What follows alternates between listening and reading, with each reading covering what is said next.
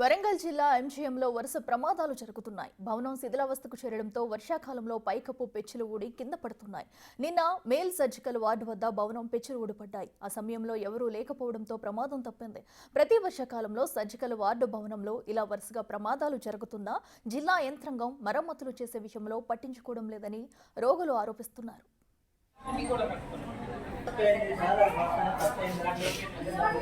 గత 5 ఏళ్లలో పదుల సంఖ్యలో ప్రమాదాలు జరిగాయి. గత ఏడాది వాష్ ఏరియా వద్ద భవనం పెచ్చులు కూలాయి. అప్పుడు రోగులు అటెండెంట్లకు స్వల్ప గాయాలయ్యాయి.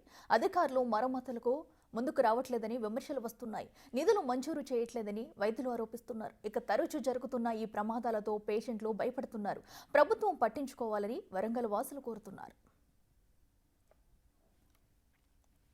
ఇదే అంశానికి సంబంధించి మరింత సమాచారం మా ప్రతినిధి వేణు లైవ్లో అందిస్తారు. వేణు, చెప్పండి. ప్రస్తుతం అయితే అటు హాస్పిటల్ కూడా శిథిలావస్థకు వచ్చినట్టయితే తెలుస్తుంది. ప్రస్తుతం అక్కడ పరిస్థితి ఏ విధంగా ఉంది? ఇప్పటికైనా అధికారులు ఏమైనా స్పందించారా దీనికి సంబంధించి?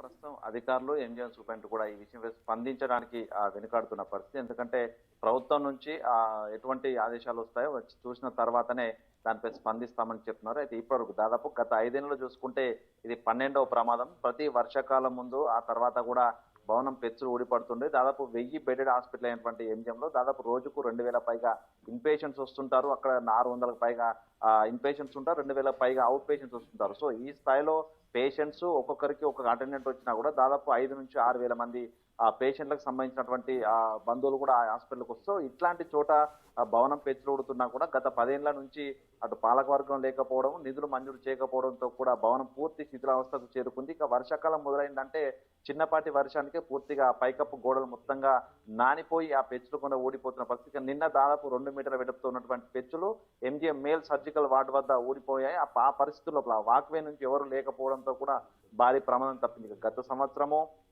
వాష్రూమ్ వద్ద ఉన్నటువంటి పెచ్చులు ఊడిపోయాయి. ఓ వైపున సర్జికల్ వార్డుకు సంబంధించినటువంటి ఆ ఏరియా లోపల ఒక క్రాస్ మూలలో పూర్తిగా నీళ్లతో తడిసిపోయి ముద్దైనటువంటి భవనం సంబంధించినటువంటి పెచ్చులు కూడా ఊడిపోయి అక్కడ రోగి అటెండెంట్ కూడా గాయారు. సో ఇట్లాంటి ఘటనలు తరచూ జరుగుతున్నా కూడా మరమ్మతులకు సంబంధించి ప్రభుత్వానికి నివేదిస్తున్నాం. అయినప్పటికీ ప్రభుత్వం నిధులు ఇవ్వట్లేదు అనేది ప్రస్తుతం ఎంజిఎం సంబంధించిన సూపరింటెండెంట్ చెప్తున్నారు. అయితే 24 అంతస్తులతో కూడిన సూపర్ స్పెషాలిటీ ఆసుపత్రి నిర్మిస్తే ఈ ఎంజిఎం భవనంతో పని లేదు కాబట్టి సూపర్ స్పెషాలిటీ ఆసుపత్రికి మారుస్తాం కాబట్టి నిధులు ఇచ్చే పరిస్థితి లేదంటూ కూడా గత ప్రభుత్వాలు చెప్పుకుంటూ వచ్చాయి. కానీ ఆ 24 అంతస్తుల సూపర్ స్పెషాలిటీ ఆసుపత్రి ఇప్పటివరకు అందుబాటులోకి రాకపోవడంతో ఆ శిథిలావస్థ చెందిన ఎంజిఎం భవనంలోనే ప్రస్తుతము వైద్యులు సేవలు అందించాల్సిన పరిస్థితి ఏర్పడుతుంది. ఓవైపు ఇటు మరమ్మతులు చేయకపోవడము, ఆసుపత్రిని ఆ 24 అంతస్తుల సూపర్ స్పెషాలిటీ ఆసుపత్రి మార్చకపోవడంతో తరచూ ఇట్లాంటి ప్రమాదాలు జరుగుతూ అడపాటు దడప రోగుల బంధువులు రోగులు కూడా ఇబ్బందులు పడుతున్న పరిస్థితి. సో ప్రస్తుతం ప్రభుత్వం స్పందించి వెంటనే మరమ్మతు ఎందుకంటే ఇంకా 2 నుంచి 3 సంవత్సరాల సమయం పట్టే అవకాశం ఉంది.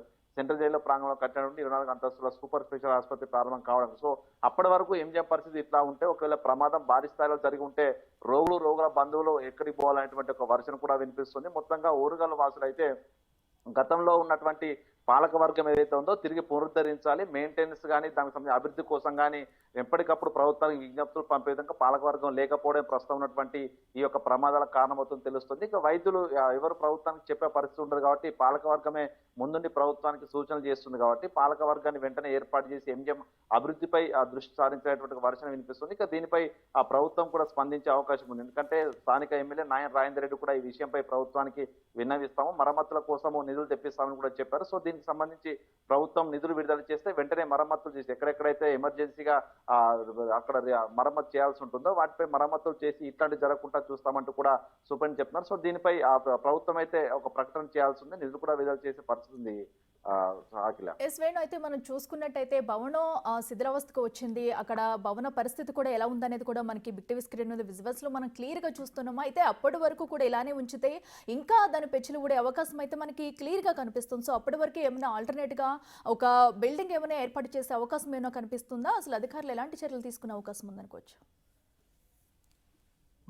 ప్రస్తుతం ఎంజిఎం కు సంబంధించి దాదాపుగా 120 పైగా రూమ్లతో ఉంటుంది. సో అంటే ఈ భారీ స్థాయి భవనం అక్కడికి వచ్చేటువంటి పేషెంట్లకు కూడా సరిపోయిన పరిస్థితి. ఈవెన్ ఎమర్జెన్సీ వార్డు కూడా కంప్లీట్ గా ఇరుగ్గా ఉండి ఆ శిథిలావస్థ చేసుకున్న పరిస్థితి. సో అంటే అక్కడ నుంచి వాళ్ళని తరలించే అవకాశం లేదు కాబట్టి మరో కొత్త భవనం ఏర్పాటు చేయాలంటే కూడా భారీ స్థాయి నిర్మాణం చేయాల్సి ఉంది. సో అంటే ఇదంతా ఆల్టర్నేటివ్ ఆలోచించే మేము సూపర్ స్పెషాలిటీ ఆసుపత్రిని నిర్మాణం చేస్తున్నామంటూ గత ప్రభుత్వం లోపల కేసీఆర్ కూడా చెప్పారు. కానీ దాన్ని 2 సంవత్సరాలు అందుబాటులోకి తీసుకొస్తామని చెప్పినప్పుడు కూడా ఇప్పటి వరకు సూపర్ స్పెషాలిటీ ఆసుపత్రి నిర్మాణం పూర్తి కాలేదు. అందులోపలికి ఈ వైద్య సదుపాయాలు రాలేదు కాబట్టి ఈ నిధులు వచ్చే వరకు కూడా ఈ మరమ్మతులు చేసే అవకాశం లేదు. ఒకవేళ ఆల్టర్నేటివ్ బిల్డింగ్ చూడాలనుకున్నా కూడా వచ్చేటువంటి ఫ్లోకు తగ్గట్టుగా ఉండాలంటే ఆ భవనం కూడా అందుబాటులో లేదు కాబట్టి ఈ ప్రమాదాలు జరగకుండా టెంపరీ మరమ్మతులు చేయడానికైతే అటు ఆసుపత్రి సూపరింటెండెంట్ కొన్ని నిధులు స్థానిక ఎమ్మెల్యే నిధులతోని సిడిఎఫ్ నిధులతోని కూడా కొంత మరమ్మతులు చేస్తామని చెప్పారు. సో దీనికి సంబంధించి స్థానిక ఎమ్మెల్యే పూనుకుంటేనే ఈ మరమ్మతులు కూడా జరిగే అవకాశం అయితే ఉంది. Akhila. Right Venu, thank you.